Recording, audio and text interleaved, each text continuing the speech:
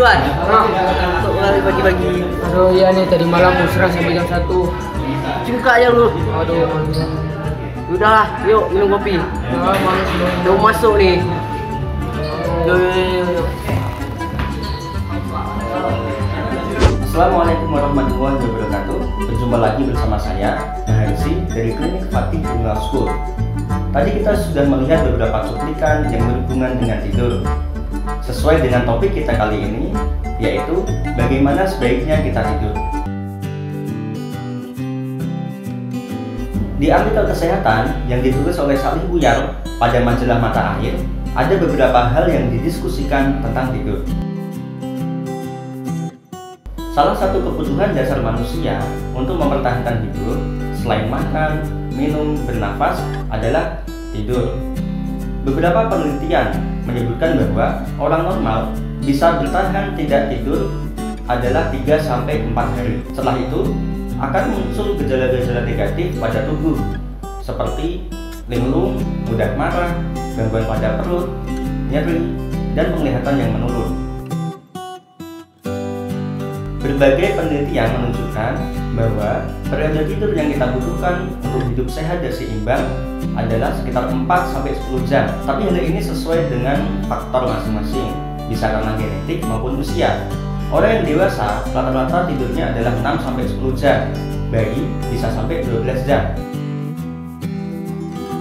Mereka yang tidur terlalu banyak ataupun terlalu sedikit cenderung menghadapi banyak masalah kesehatan, seperti masalah pada jantung, obesitas, diabetes, maupun depresi.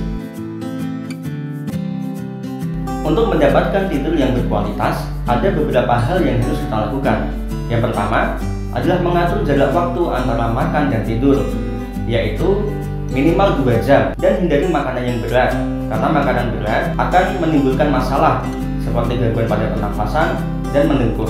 Yang kedua adalah suasana yang ideal untuk tidur yang berkualitas membutuhkan cahaya yang redup, tenang, ruangan yang hangat, dan tempat tidur yang tidak terlalu keras maupun terlalu empuk. Yang ketiga, membiasakan diri kita untuk tidur secara teratur.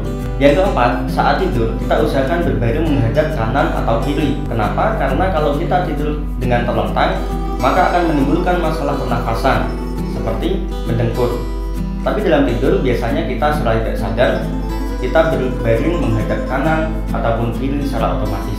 Setelah kita mendengar beberapa hal yang berhubungan dengan tidur, maka saya mengajak kepada Bapak, Ibu, Abang, Kakak, khususnya kepada seluruh karyawan, staf, guru-guru, dan siswa-siswa Fatih Bungal School untuk memperbaiki kualitas tidur kita, sehingga kita bisa menjalankan aktivitas kita sehari-hari secara optimal. Untuk mengetahui tips kesehatan selanjutnya, jangan lupa untuk pantau terus channel YouTube Fatih Bungal School bersama saya, Mahersi, dari Klinik Fatih Bungal School. Terima kasih. Assalamualaikum warahmatullahi wabarakatuh.